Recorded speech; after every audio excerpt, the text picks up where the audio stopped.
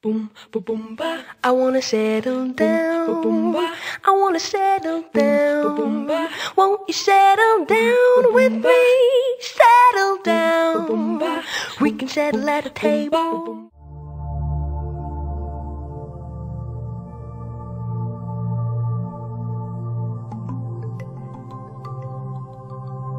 Olá Maíra, tudo bem? Hoje nós vamos falar de uma doença que é uma verdadeira epidemia no mundo.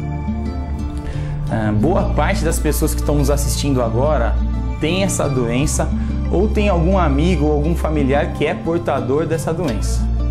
Nós vamos falar de hipertensão arterial, de pressão alta.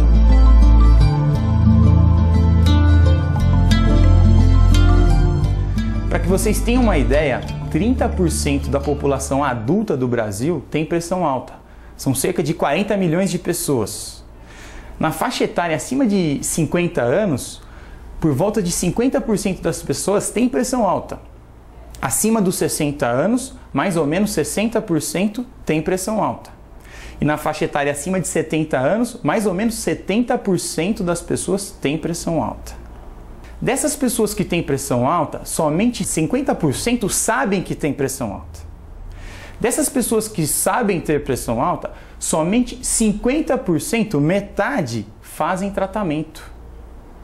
E dessas pessoas que fazem tratamento, somente a metade, 50%, realmente conseguem, de fato, controlar a pressão. Os vasos arteriais, eles são concebidos para que a gente conviva com uma pressão normal, com uma pressão arterial abaixo de 140 por 90 milímetros de mercúrio. Os vasos eles são recobertos por uma camada fina chamada endotélio. Quando a pressão é alta continuamente, o sangue destrói, corrói essas artérias. Isso acontece no cérebro, causando infarto cerebral, derrame, AVC.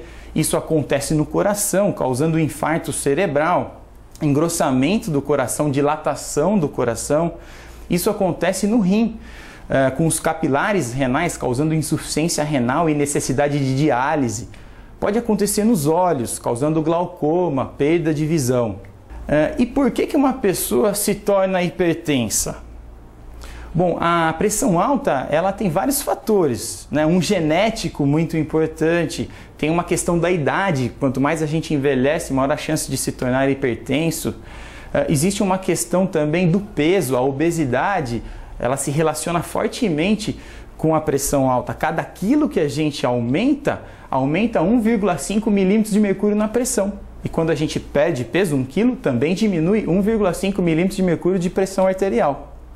Outra questão importante é a questão do consumo de sal. Para que a gente tenha uma ideia, numa residência que tenha 4 adultos vivendo e se alimentando ali, 1 quilo de sal deve durar pelo menos 1 mês e meio.